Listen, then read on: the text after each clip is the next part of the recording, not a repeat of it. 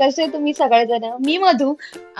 कसं आहे, सगळेजण वेगळ्या वेगळ्या प्रकारचे छोले मसाला, छोलेची भाजी किंवा छोले भटुरे बनवतात. पण मी थोडीशी डिफरंट बनवते. पण ह्या वेळेला खूपच डिफरंट आहे. तर तुम्हाला पटकन सांगते रेसिपी कशी बनवली आहे.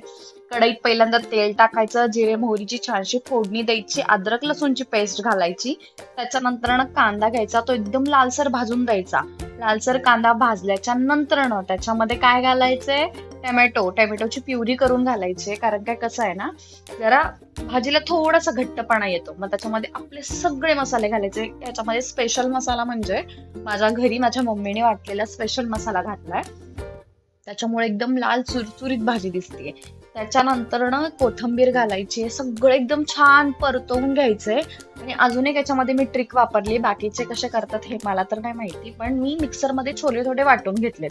त्याच्याने अजून घट्टसरपणा येतो. ह्याच्यामध्ये खोबऱ्याचं वाटण घालायची गरज नाही पडत. त्याच्यानंतर ह्याच्यामध्ये छोले मसाला घातलाय, हळद वगैरे सगळे आपले मसाले घालून झाल्याच्या नंतर परत एकदा छानसं परतवून घ्यायचंय. छोले घालायचेत आणि मस्तपैकी मिक्स करायचंय. हो, आणि खूप घट्ट आहे, हे पाणी घालायला विसरू नका. त्याच्यानंतर मग मस्तपैकी ह्याच्यावरती आपण तुपाची फोडणी करणार आहे. हो, काही जण करत नाहीत, पण तुपाची फोडणी एकदा करून वरतून घालून बघा, खूप मस्त लागते. तर तुपाची फोडणी करण्यासाठी एका पातेल्यामध्ये, म्हणजे माझ्या घरी तर फोडणीचं भांडं नाहीये, त्याच्यामुळे मी पातेलच घेतलंय.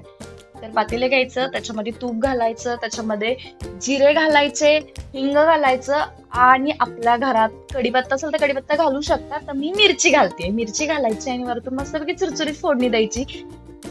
कशी झालीये नक्की सांगा आणि चॅनलला लाईक, शेअर, सबस्क्राईब करायला विसरू नका. Bye, thank you. परत भेटूयात नेक्स्ट